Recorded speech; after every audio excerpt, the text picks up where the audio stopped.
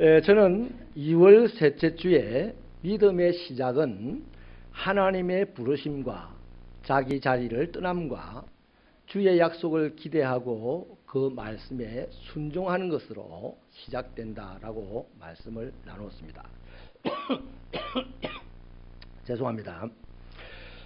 그렇다면 이제 믿음이 시작된 사람들, 이렇게 해서 믿음이 시작된 사람들에게는 이제부터 믿음의 목적지, 믿음의 목표에 도달하게 되기까지 끊임없이 믿음으로 선택해야 될 일들이 찾아오게 되는 것입니다. 오늘은 믿음의 선택이라는 제목으로 하나님의 말씀을 나누려고 합니다. 2008년도에 월스트리트 저널지가 선정한 세계의 10대 경제, 세계를 움직인 10대 경제 사상가 중에 말콤 글래드웰이라고 하는 분이 있습니다. 이분은 아주 유명해서 많은 책들이 우리나라에도 번역이 되어 왔는데요. 그분의 책 중에 블링크라는 책이 있어요. 그가 그 책에서 이런 말을 합니다. 눈을 깜빡이는 첫 2초가 세상을 움직인다라는 말씀을 합니다. 이 말은 우리가 어떤 일을 만났을 때 한순간의 직관이나 통찰로서 선택을 하게 된다는 얘기입니다. 이 선택의 결과에 따라 어떤 사람은 대박을 치기도 하고 어떤 사람은 그 인생이 쪽박을 차기도 한다는 것이죠. 선택이 그만큼 중요하기 때문에 옛날에 우리나라의 대기업 중에 한 기업도 순간의 선택이 평생을 좌우한다 그랬습니다. 많이 생각하고 많이 검토해보고 선택을 하라는 것이겠죠. 또 속담에도 돌다리도 두드리면서 건너라 그랬습니다. 또 다른 속담은 아는 길도 물어서 가라 그렇게 했습니다. 그런데 사실요, 이런 속담이나 이런 사고는 오늘 우리 시대에는 전혀 통하지 않습니다. 이 시대의 사람들이 이런 말을 듣게 되면요, 이렇게 풀이를 합니다. 돌다리를 두드리면 손이 아파요. 아는 길도 물어가면 시간만 낭비해요. 이러는 거죠. 왜냐하면 우리가 살아가는 시대가 너무나 빠른 속도로 지나가기 때문에 뭐 선택을 할 때 그렇게 깊이 고민할 수 없다는 겁니다. 한 일이 찾아왔을 때 바로바로 선택을 해야 된다는 거죠. 그리고 이 시대가 얼마나 빠르게 지나가냐 하면 빌 게이츠라는 기업가는 이 시대를 끌어서 생각의 속도가 세계를 지배한다라고까지 하였지 않습니까? 그러니까 그만큼 선택을 빨리 하지 않고 주저주저 하다가 보면 기회를 놓치는 일이 다반사라는 것 때문이죠. 말콤 글래드웰은 이 책에서 우리가 무슨 선택을 하는 데 있어서 가장 큰 방해를 받는 것이 있는데 그것을 편견이라 하였습니다. 자기 자신의 편견. 편견이 잘못된 선택을 하게 한다는 것이죠. 일례로요, 대부분의 사람들은 상대방의 외모를 보고서 사람이 좋다 나쁘다를 주로 결정을 합니다.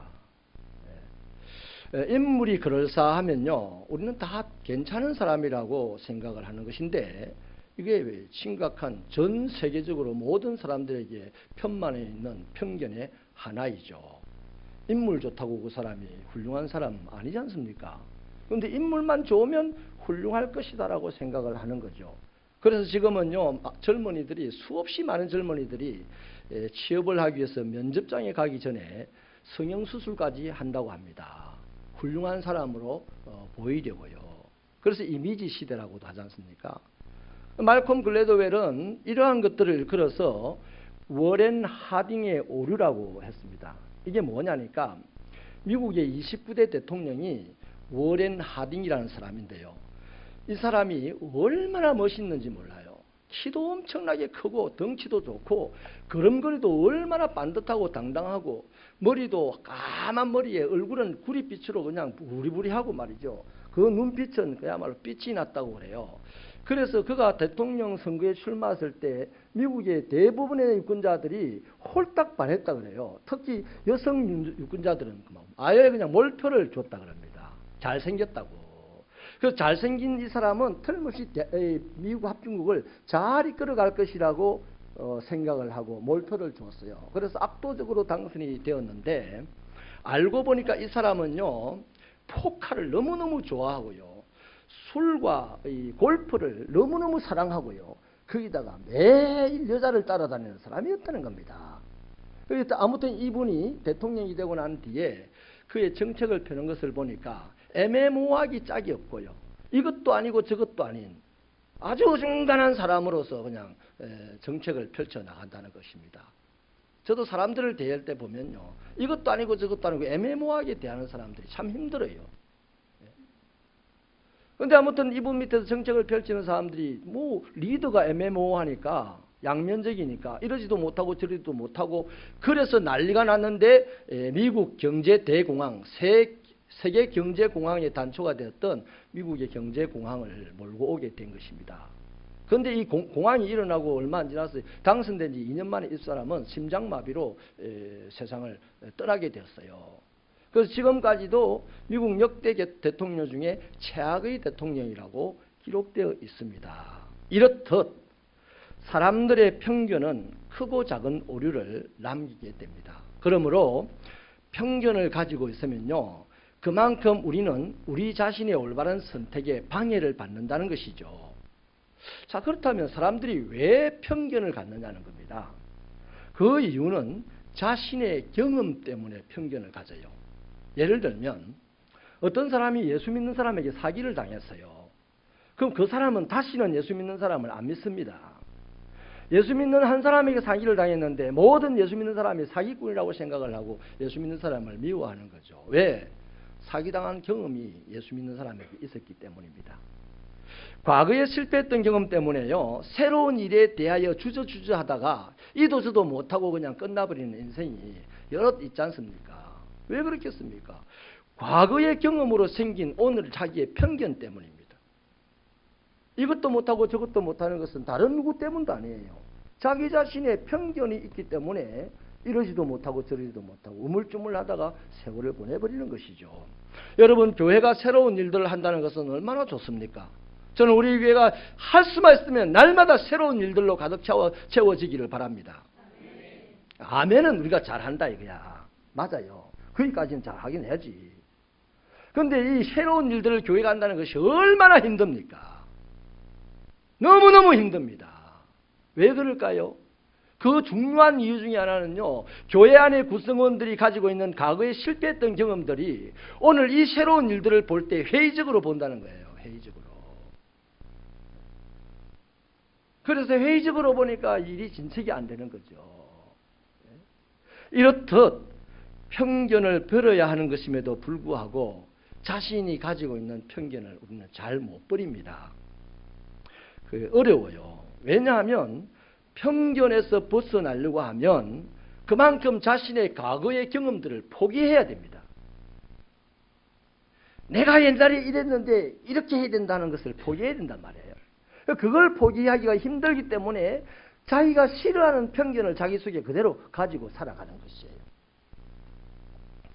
여러분, 믿음 생활을 시작한 아브라함도요, 참 힘들었습니다.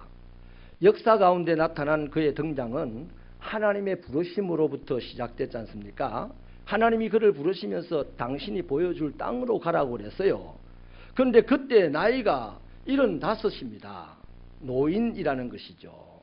여러분, 노인들은 자기가 옛날에 살아온 경험으로 지금 이 시대를 딱 인식하고 있습니다.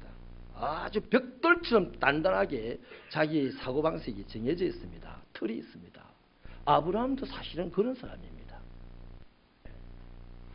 그런데 여러분, 자기가 지금까지 살아왔던 삶의 기반, 자기의 경험들, 지식들, 이것을 다 내려놓고 새로운 세계로 떠난다는 것, 이 나이에, 노인이 된 나이에 얼마나 힘들겠습니까? 그런데요, 우리 하나님은 냉정합니다. 인정도 사정도 없습니다. 떠날 때는 모든 것을 내버려두고 떠나라 그랬습니다. 그러므로 여러분, 믿음이라는 것은요, 믿음의 생활이라는 것, 믿음의 삶이라는 것은 대단한 선택의 결단이 필요한 거예요. 이렇지 못한 사람들이 허다하기 때문에 교회가 힘을 잃어요. 아브라함을 힘들게 하는 것이 뭐였습니까? 지금까지 자기가 기반을 잡고 살아왔던 그곳을 포기해야 됩니다.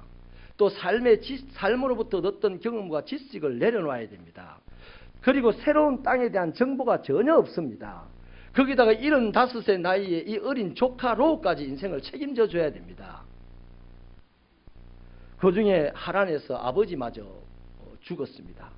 여러분, 하나님과 함께 믿음을 시작한 갈대 우르에서부터 믿음을 시작하여서 하란에까지 왔을 때에 이런 일들이 일어났단 말이죠.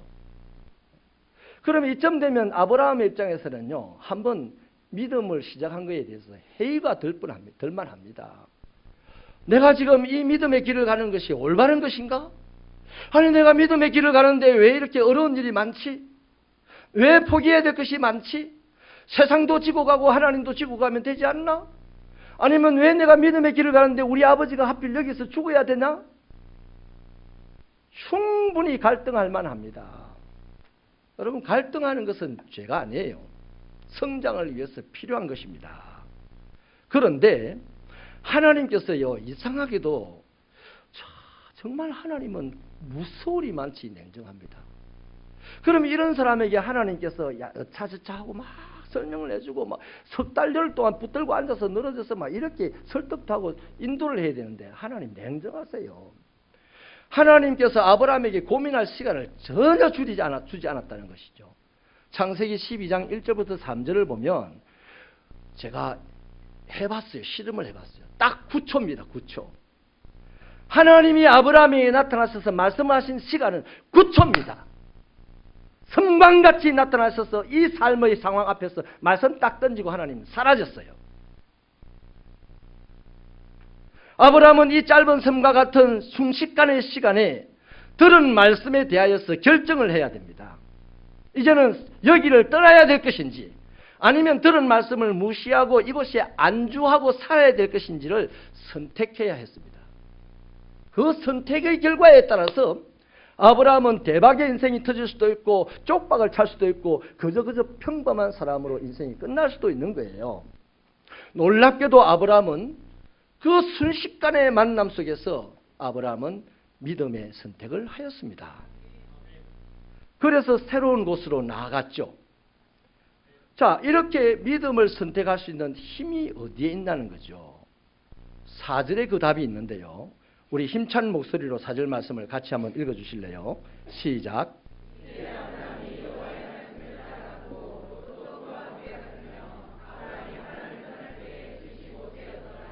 아멘. 여기 말씀을 따라갔다. 이거 굉장히 중요한 포인트입니다. 아브라함의 인생, 믿음의 시작을 한 아브라함의 인생에 말씀을 따라갔다. 너무나 중요한 포인트예요.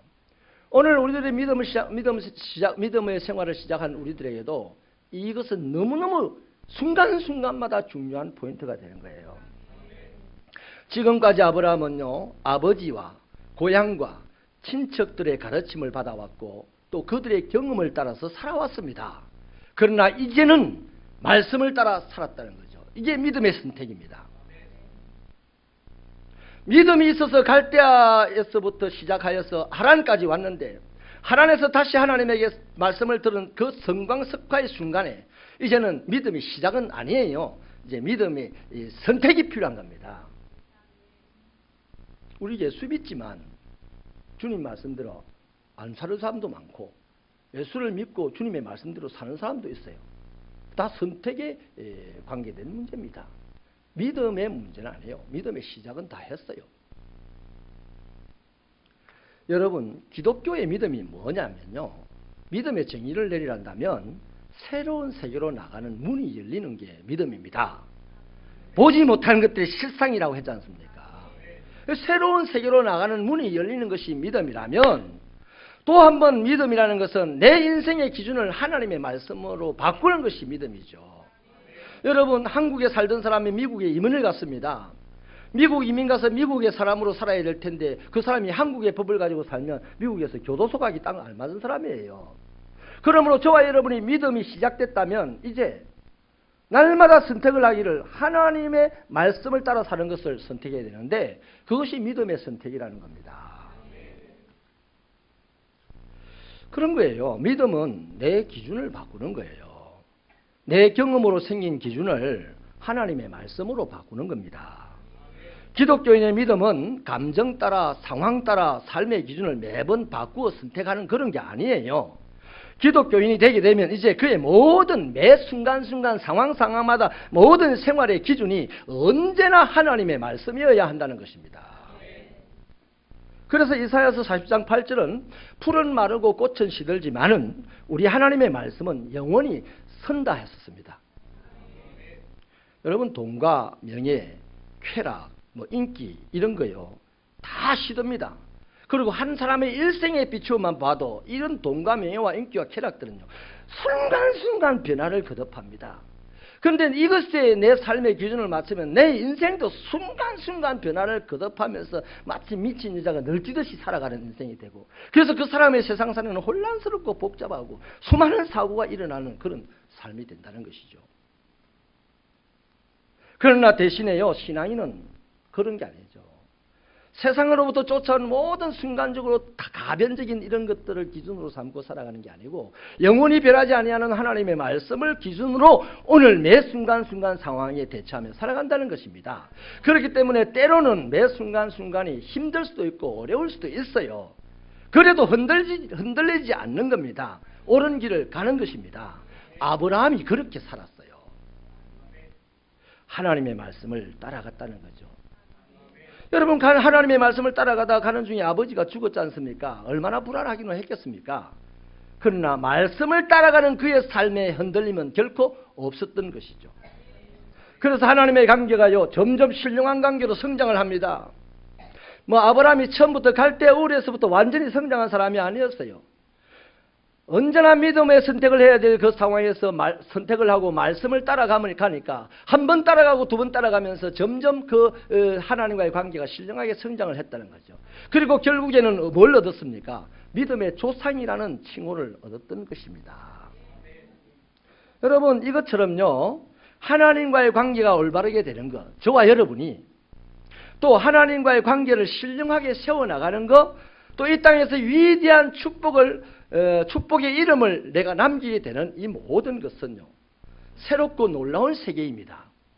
이렇게 새롭고 놀라운 세계가 열리는 것은 오로지 예수님의 말씀을 따라갈 때만 가능합니다.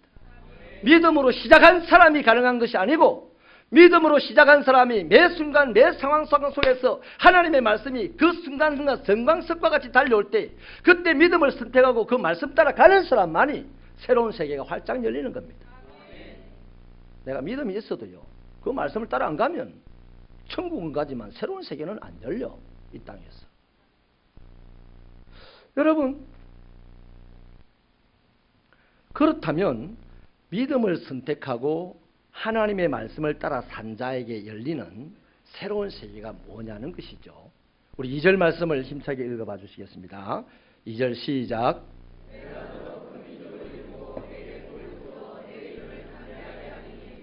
복이 될지라. 아멘. 여기에 세 가지 약속이 있습니다. 하나는 큰 민족이죠. 둘은 창대한 이름입니다. 셋은 복이 되는 것입니다. 여러분 이 세 가지 복은요 약속은 아브라함으로서는 도무지 감당할 수 없는 엄청난 축복입니다.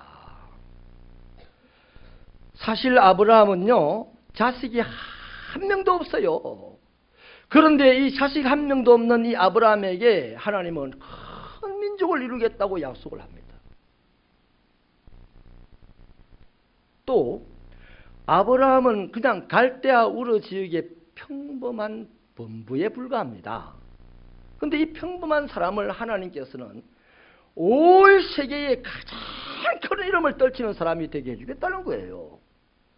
양산에서만 이름이 나도 괜찮겠는데 대한민국을 넘어서 그냥 전 세계 전체의 이름이 떨쳐지게 된다는 얘기입니다.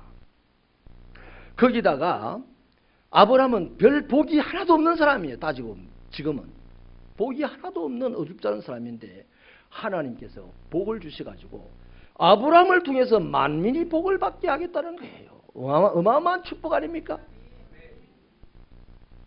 이건 우리도 마찬가지입니다. 우리가 믿음을 시작하고 이제 믿음의 생활을 해나가면서 매 순간순간 믿음의 선택을 해나갈 때에 우리 바로 그 이유 하나로 믿음으로 시작했습니다. 매 순간을 믿음으로 선택하여 말씀을 따라갑니다. 그 이유 하나로 우리는 하나님의 자녀로 인정을 받게 되고 성령의 보증을 받게 되고 천국이 보장된 사람이 되고 영원한 생명을 소유한 사람이 되고 또 이 세상에서 축복을 누리게 되고 성장하게 되는 것입니다. 이렇게 믿음의 삶을 선택한 사람은 복을 받는 거예요. 2절 3절에 복이라는 단어가 5번이나 언급이 되고 있는데 이 복을 가만히 보면요, 일정한 흐름이 있어요. 방향이 있다고요. 하나는 아브라함이 하나님께로부터 복을 받습니다. 큰 민족이라는 복과 창대한 이름이라는 복을 받아요. 그 다음에 아브라함에게서부터 온 세상 사람이 복을 받습니다. 복의 통로가 되는 것이죠. 이렇게 아브라함이 한 사람을 기준으로 해가지고 하나님에게서 복이 오고 아브라함에게서 복이 나가더라는 것입니다. 여러분, 그러니까 믿음의 선택을 한 사람은 자신이 복을 받고 자신이 속한 모든 곳에 곧또 복을 함께 받는다는 거예요. 믿음을 시작한 사람이 매 삶의 순간순간 상황마다 믿음을 선택하여 하나님을 따라갈 때, 말씀을 따라갈 때 드디어 그에게 하나님의 복이 실현되어지고 그 복이 세상에 흘러넘친다는 겁니다. 이 신령한 축복이 있기를 바랍니다. 가자, 믿으면 복 받는다. 믿으면 복 받는다. 믿고 말씀 따라가야 복을 받아. 어디 뭐 가룟 유다는 예수를 안 믿어서 예수를 3년 동안 따라다녔나? 예수를 믿었지만 말씀 따라 안 가니까 예수를 팔아버리는 인간도 된다는 얘기예요. 네? 여러분 생각을 해보세요. 예수 믿는 한 여인이 시집가서 그 집안 전체를 구원하고 그 집안이 대대로 복을 받고 엄청난 복을 받는 것을 우리 아는 간증을 통해서 보지 않습니까? 예수 믿는 당신들 한 사람 때문에 당신의 직장이 복을 받고 직장 사람들이 행복해지는 것을 수없이 경험하지 않습니까?